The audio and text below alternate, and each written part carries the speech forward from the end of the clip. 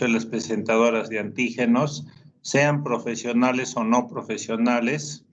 En el interior de estas células, los antígenos proteicos que son captados van a ser fraccionados en péptidos y algunos de estos péptidos son captados por moléculas del complejo mayor de histocompatibilidad, son llevados a la superficie de estas células y allí van a ser presentados a los linfocitos T.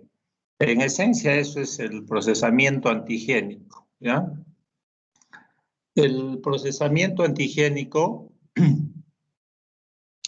se va a dar a nivel de las células presentadoras de antígenos profesionales, macrófagos, células dendríticas interdigitantes, linfocitos B, que portan en sus membranas complejos mayores de histocompatibilidad tipo 2.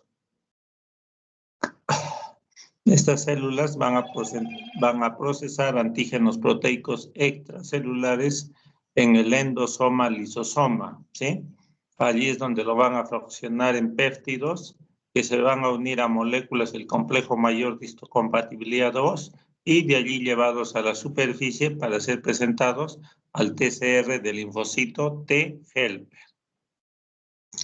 Tenemos entonces un antígeno proteico extracelular que ha sido captado a través de receptores por una célula presentadora de antígenos profesionales. Es internalizado, es llevado hacia estas organelas que son el endosoma lisosoma, así se llaman estas organelas. En el interior de estos hay unas proteínas con carácter enzimático como son las proteasas. Proteasas que van a fraccionar, a clivar a este antígeno proteico en péptidos, ¿ya? Hay unos péptidos de alta estabilidad que son justamente los que se van a unir a las moléculas del complejo mayor de histocompatibilidad tipo 2 que están en estas organelas. Una vez que se unen, esta molécula del complejo mayor de histocompatibilidad 2 se va a separar de otra molécula que se llama el HLA-DM, que le daba estabilidad a las moléculas del complejo mayor de histocompatibilidad. Una vez que se separa de esta molécula, al final la molécula del complejo mayor de histocompatibilidad 2 se desplaza a la membrana de la célula y allí va a presentar al péptido antigénico extracelular, llamado también determinante antigénico o epítope, ¿sí? Lo va a presentar al linfocito T helper. Entonces, cuando a esta vía de procesamiento antigénico por células presentadoras de antígenos profesionales, se le llama también procesamiento de la vía exógena o extracelular, en razón de que lo que se procesa, se capta, son antígenos extracelulares.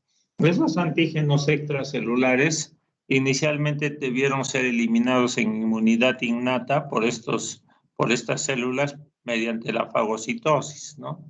Y si no funcionaba bien la fagocitosis, entonces estos antígenos extracelulares iban a ser captados y llevados hacia los endosomas lisosomas, cuyo pH es bajo, de 5 a 6 es su pH.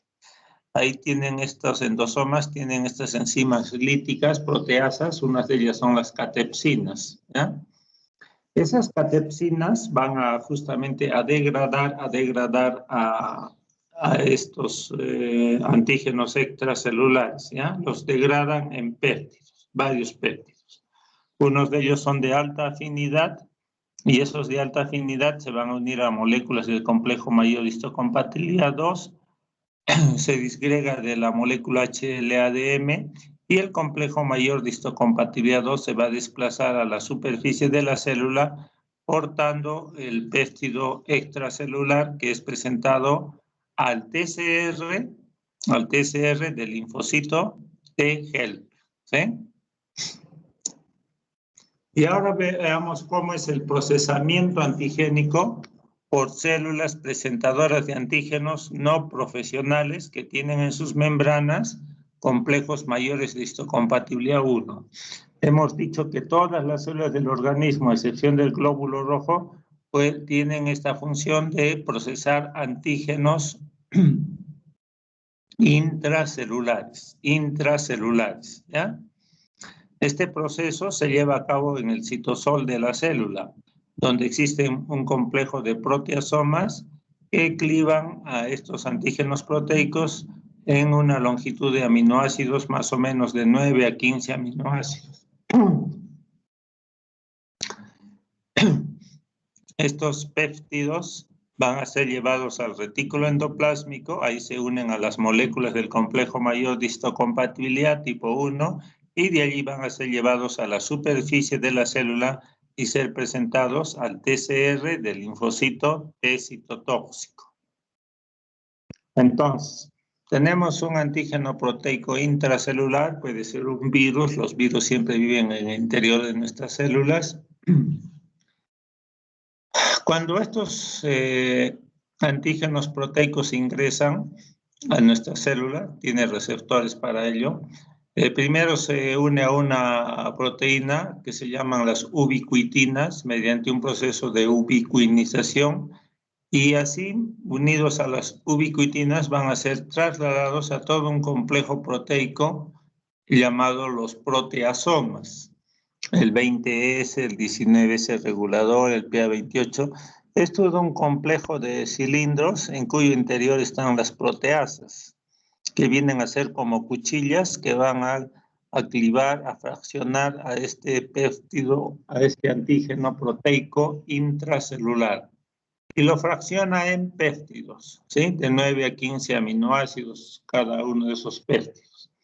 Algunos de estos péptidos van a recibir la compañía de esta proteína, el HSP70, y esta la va a llevar hacia el retículo endoplásmico, ¿ya?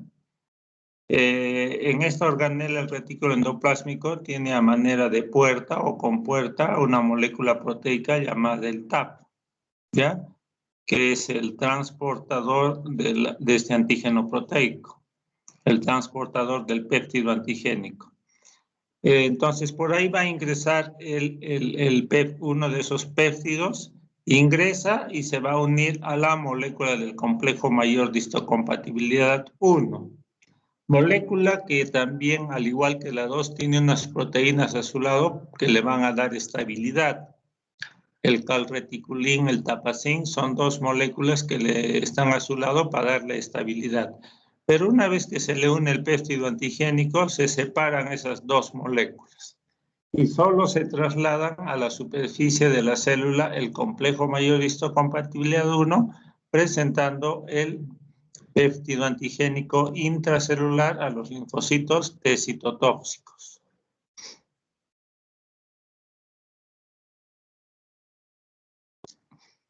Entonces, por ejemplo, los virus cuando ingresan a nuestras células, todos los virus van a ir a apoderarse, pasan hasta el núcleo y allí pasan a nuestros ácidos nucleicos y allí insertan sus genes y esos genes se van a apoderar de mucho de nuestro aparato genómico para esos genes comenzar a codificar para producir una serie de proteínas, pero también para proliferar. Estos virus comienzan a proliferar en buena cantidad. Estos virus están en el citosol de esta célula, van a ser entonces trasladados hacia este complejo proteasómico y allí van a ser degradados en péptidos intracelulares, los cuales van a ser llevados al retículo endoplásmico. Allí estarán las moléculas del complejo mayor de histocompatibilidad 1 y de allí serán llevados entonces a la superficie de la célula para presentar el péptido antigénico intracelular a los linfocitos T citotóxicos que son CD8 positivos. A ellos los presenta, ¿sí? Esta vía se llama vía endógena o intracelular en razón de que los microorganismos o los antígenos que se procesan son intracelulares, ¿ya? Como los virus, por ejemplo, que son intracelulares, pero hay parásitos, hay bacterias, hay hongos que son intracelulares y hay otros que son extracelulares, ¿sí? Ese es el procesamiento antigénico, ¿ya?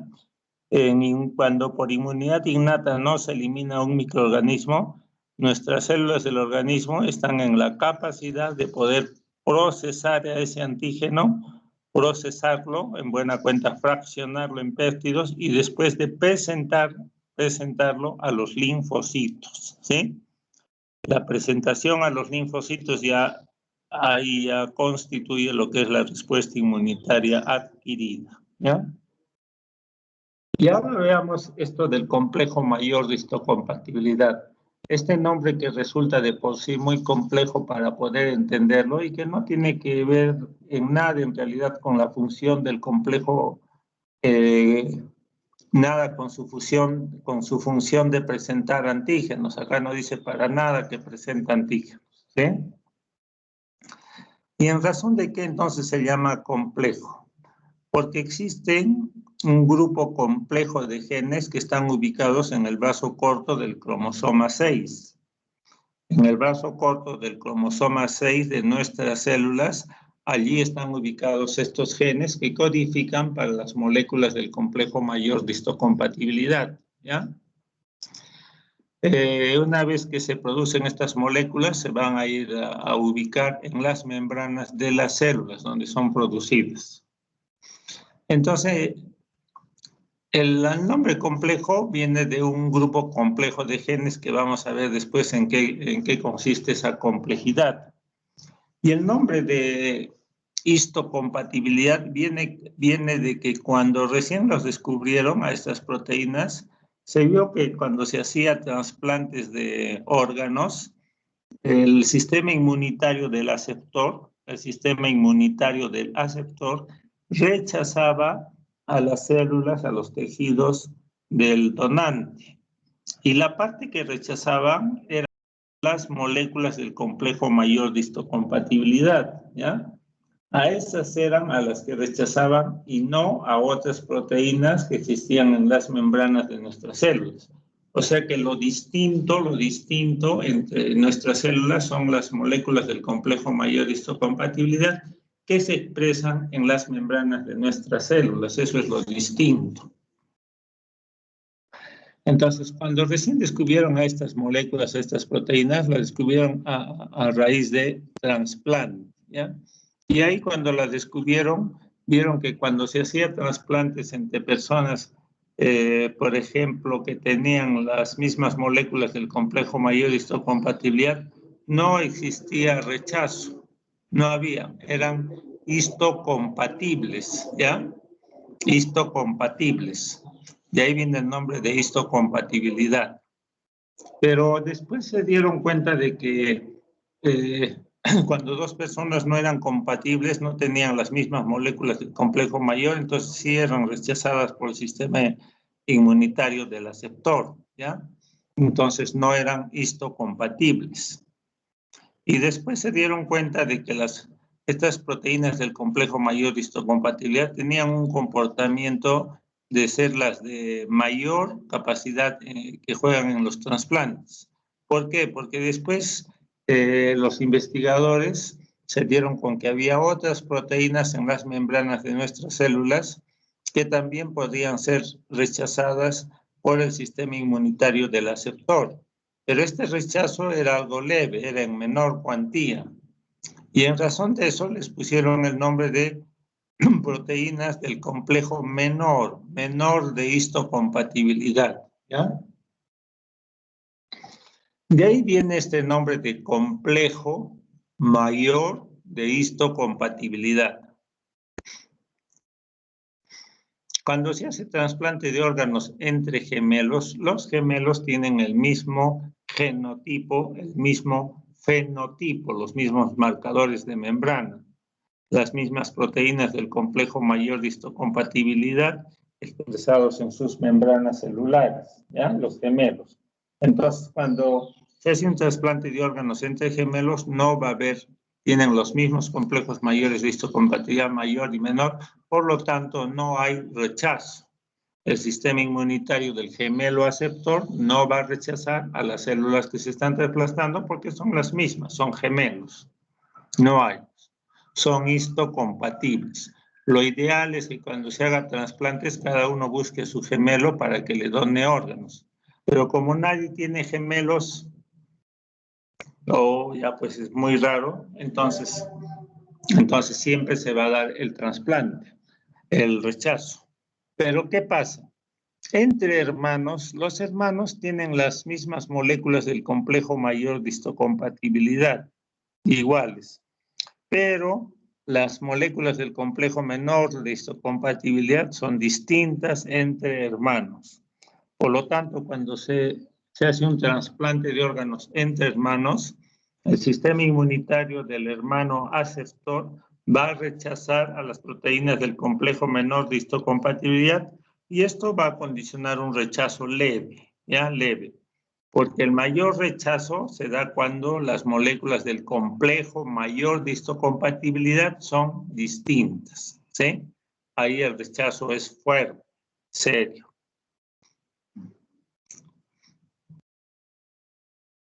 Entonces, por los años 1940 es cuando se les descubrió estas proteínas y se les descubrió que cuando se hacía trasplantes de piel en los ratoncitos, entonces el sistema inmunitario del ratón aceptor lo que rechazaba eran a las moléculas del complejo mayor de histocompatibilidad y por ese entonces ya se les dio el nombre entonces de complejo mayor de histocompatibilidad a estas moléculas del complejo mayor de histocompatibilidad que eran rechazadas por el ratoncito aceptor, que aceptaba la piel de otro ratón.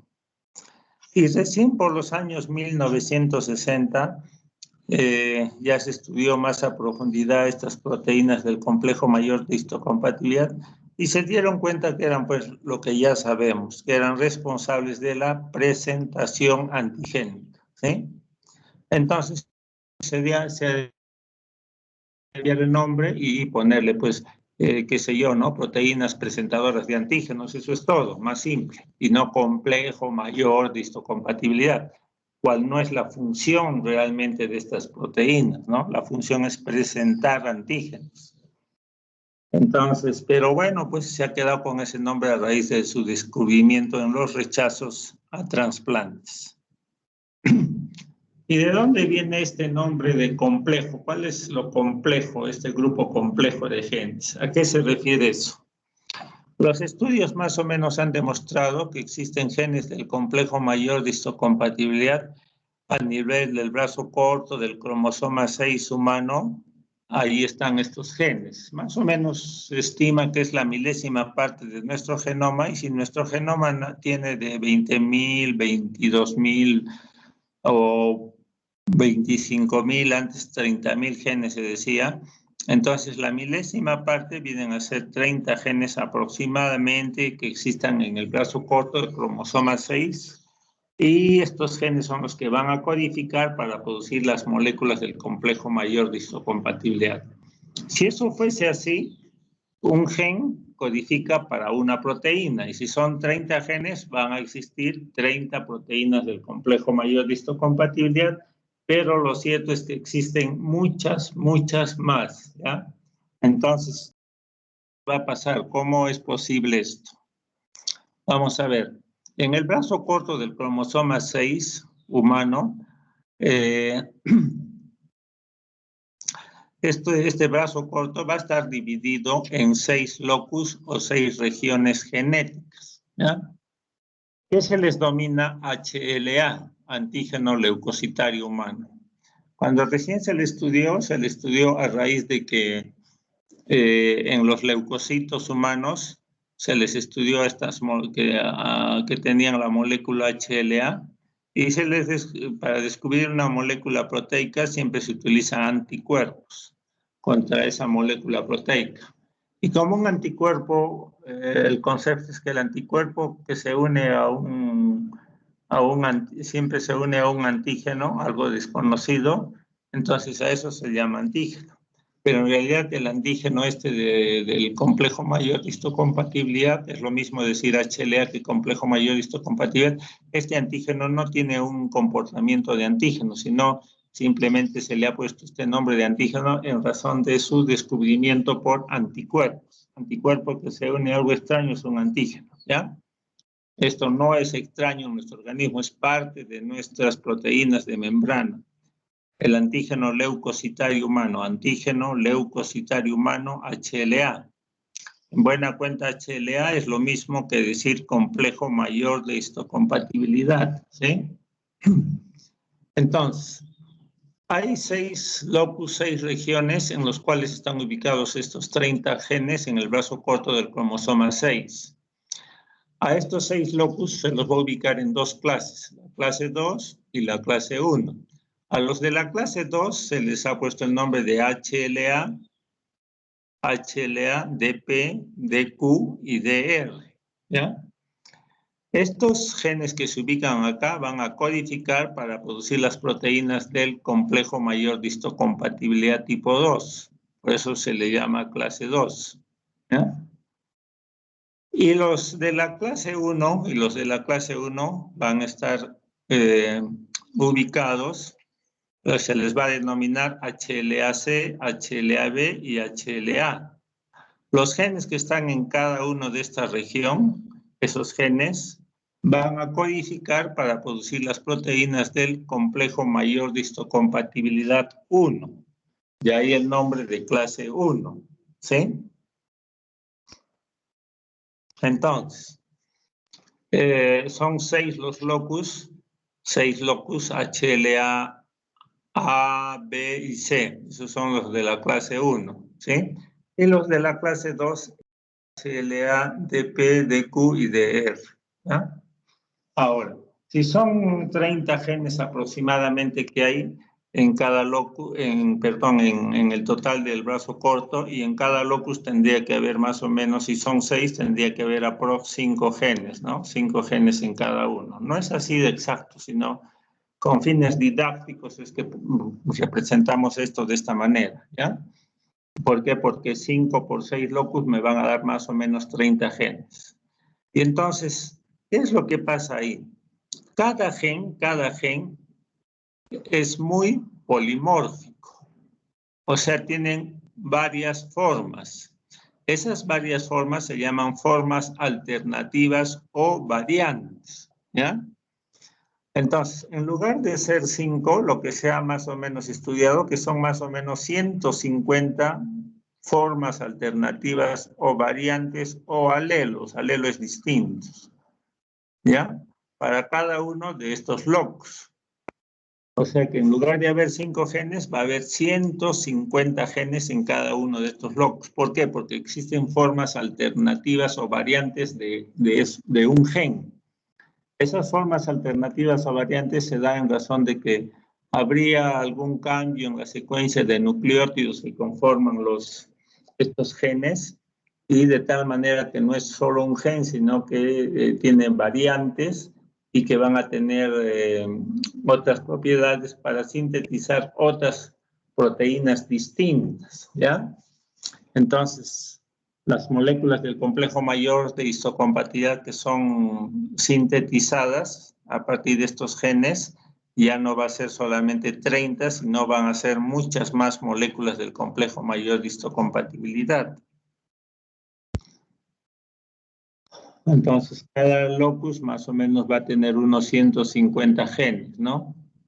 150 genes o alelos distintos. Aquí se denomina el haplotipo. Cada uno de nosotros en nuestras membranas celulares vamos a expresar distintas moléculas proteicas del complejo mayor de histocompatibilidad, ¿ya? La razón es de que cada una de las genes de cada una de las clases que codifica para distintas proteínas del complejo mayor de histocompatibilidad se expresan por distinto en cada uno de nosotros, en cada una de nuestras células, ¿ya?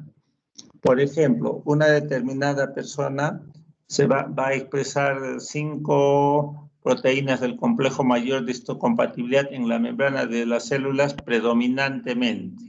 Por ejemplo, expresa el HLA2, el HLA-B5, el HLA-DR3, ¿sí? Entonces, todo esto constituye un haplotipo. Las moléculas del complejo mayor de histocompatibilidad que se expresan en nuestras membranas celulares de una persona, ese es el haplotipo. Y cada uno tiene un haplotipo determinado. No hay dos personas que tengan el mismo haplotipo, ¿sí? Porque el número de combinaciones que ustedes han podido observar, que se puede dar, es muy, muy grande, ¿sí? Entonces, si yo tengo las 6 regiones HLA, B y C, los de la clase 1, cada una de estas regiones va a tener más o menos 150 genes que van a codificar para 150 proteínas del complejo mayor de histocompatibilidad.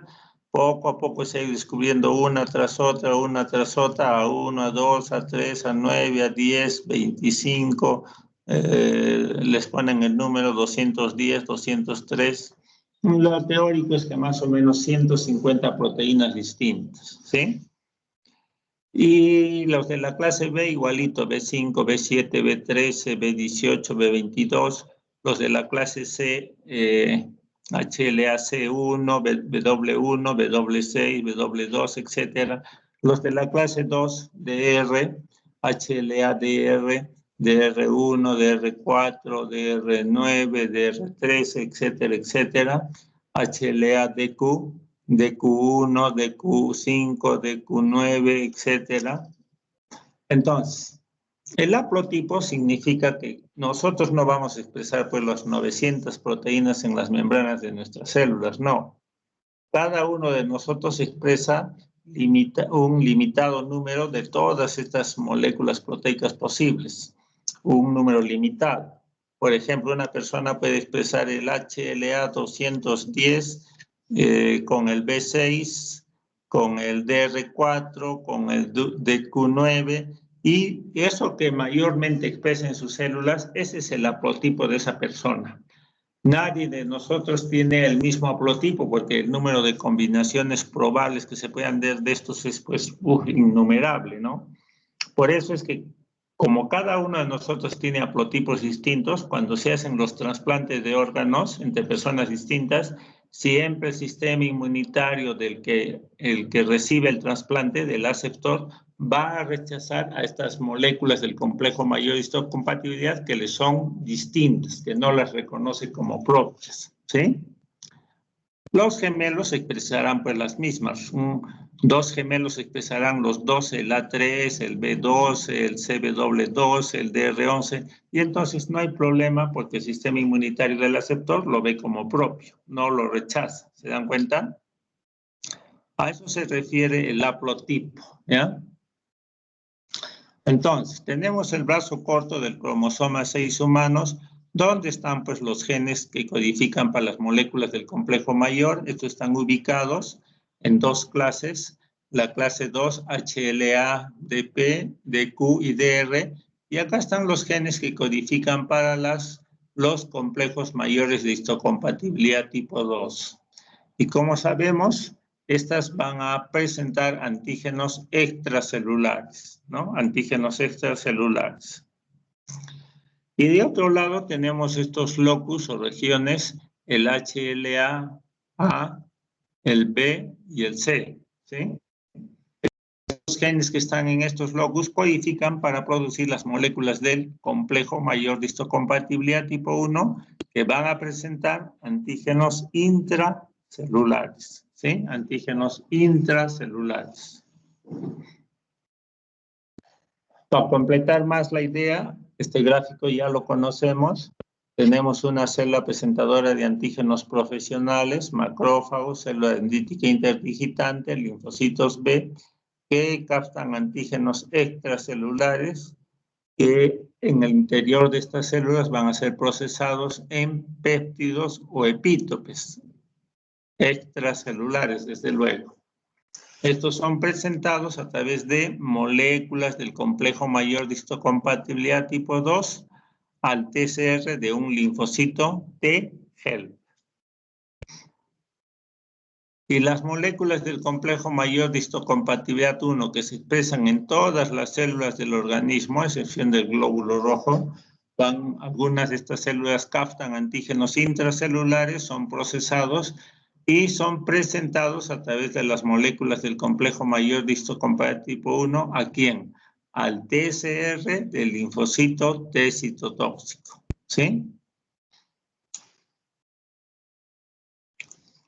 Y ahora veamos la estructura de estas moléculas del complejo mayor de histocompatibilidad. ¿Cómo es su estructura? Las moléculas del complejo mayor de histocompatibilidad 1 y las del complejo mayor de histocompatibilidad 2 estructuralmente son muy parecidas. Ambas tienen una cadena alfa, cadena alfa y una cadena beta, ¿ya? Estructuralmente son parecidos también en el sentido que tienen 4 regiones de unión al péptido, una región similar a las moléculas de inmunoglobulinas, una región transmembrana que atraviesa la membrana de las células y una región citoplasmática o cola citoplasmática que ingresa al citoplasma de esas células. Esas son las 4 regiones. ¿Cuál es la región más importante? La más importante es aquella en la cual el péptido se va a unir a la molécula del complejo mayor de histocompatibilidad y se une en esta región llamada de la hendidura, ¿ya? Ahí es donde el péptido antigénico intracelular se une a las moléculas del complejo mayor de histocompatibilidad tipo 1, en esta hendidura. Y en la hendidura del complejo mayor de histocompatibilidad 2, ahí se van a unir los péptidos antigénicos extracelulares. Un ratito.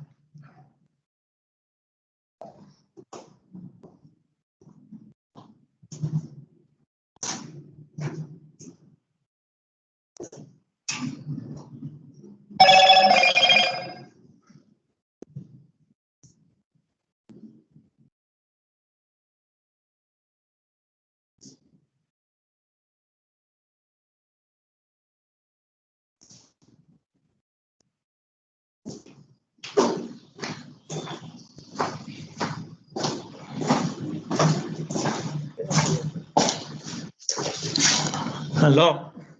Entonces, como les decía, las moléculas del complejo mayor de histocompatibilidad 1 son... Alguien tiene su audio prendido. Son alfa y beta. Se ubican en todas las células, distribución ubicua, menos los glóbulos rojos, relleno intracelular a las células T. Y más o menos tienen una longitud de 8 hasta 15 aminoácidos, hemos dicho. En cambio, los de la clase 2, que también tienen cadenas alfa y beta, se expresan ¿en dónde? En las células presentadoras de antígenos profesionales y presentan antígenos al TCR de los linfocitos T helper CD4 positivos. Su longitud de aminoácidos es mucho mayor, de 10 hasta 30 aminoácidos de longitud, ¿sí? Ahora, las moléculas del complejo mayor de histocompatibilidad pueden existir siempre en las membranas de nuestras células, ¿ya? Eso es la forma constitutiva. Constitutivamente siempre están. Y esto es cierto para las moléculas del complejo mayor de histocompatibilidad tipo 2, que siempre van a estar presentes en la membrana de las células presentadoras de antígenos profesionales. Células dendríticas, interdigitantes, macrófagos, linfocitos B, células epiteliales del timo, todas ellas tienen complejos mayor de histocompatibilidad tipo 2 y lo tienen siempre en forma constitutiva, ¿ya? Y hay otra forma de expresión que es la forma inducible. O sea, estas moléculas se van a expresar en la membrana de la célula por acción de otras sustancias. Esas otras sustancias son estas citocinas. Los interferones tipo 1 y tipo 2, el alfa, beta y gamma, y el factor de necrosis tumoral, al actuar sobre una célula X de nuestro organismo, estas citocinas van a hacer que se expresen genes que van a codificar para producir las moléculas del complejo mayor de histocompatibilidad 1, ¿ya? Que se expresan en las membranas de nuestras células en general, a excepción del glóbulo rojo. Y las moléculas del el gamma interferón, al actuar sobre una célula presentadora de antígenos profesionales, va a hacer activar genes que van a codificar para producir estas moléculas del complejo mayor de histocompatibilidad tipo 2. Esto es lo que se llama la forma inducible de las moléculas del complejo mayor de histocompatibilidad. Hay una enfermedad que se llama la enfermedad de los linfocitos desnudos. ¿A qué se refiere esto? Aquí hay personas que nacen genéticamente desprovistos de moléculas del complejo mayor de histocompatibilidad tipo 2 en sus membranas celulares, ¿ya? Los linfocitos, entonces, no expresan las moléculas del complejo mayor de histocompatibilidad tipo 2. Esto va a conllevar a que no se pueda presentar antígenos extracelulares y entonces se va a dar una severa inmunodeficiencia, ¿ya? No hay quien presente antígenos, en este caso antígenos extracelulares a nivel de los linfocitos B. Entonces esto conlleva que múltiples infecciones, que al final conlleva que a muerte de estos individuos. Esta es una enfermedad en realidad muy rara, ¿ya? Que los linfocitos no logren expresar las moléculas del complejo mayor de histocompatibilidad tipo 2. Hay falla genética ahí.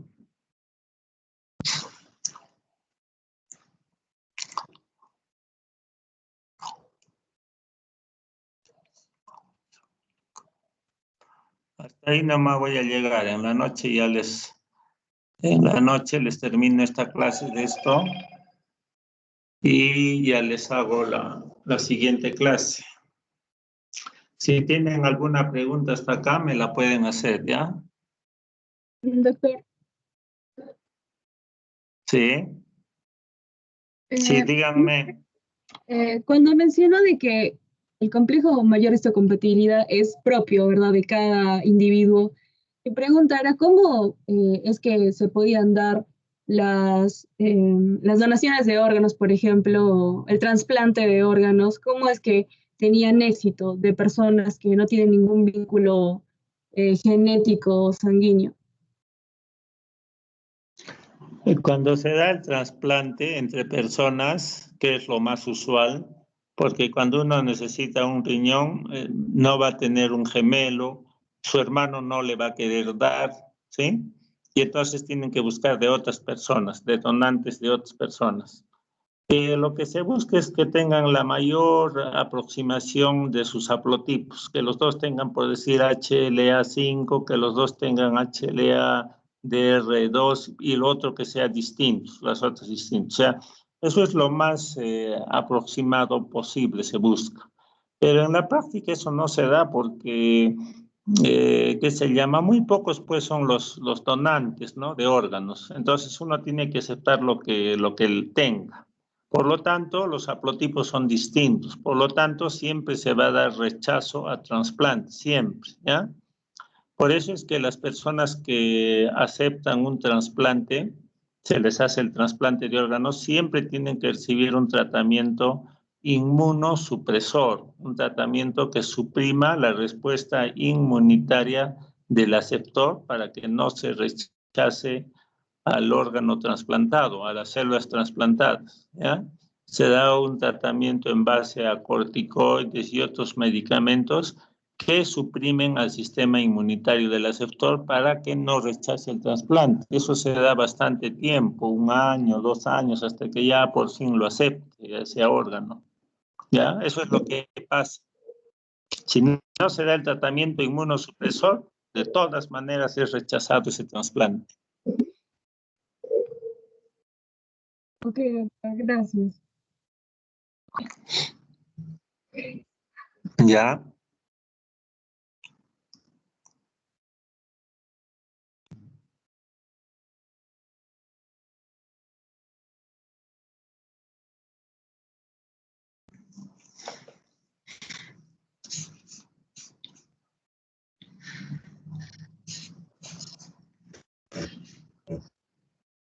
Bueno, chicos, entonces más tarde nos vemos a las 7. Que les vaya bien el resto del día. Muchas gracias, doctor, igualmente. Hasta luego, doctor. Gracias, doctor. Hasta Hasta luego. Gracias, doctor. Hasta luego. Ya, que les vaya bien. Chao.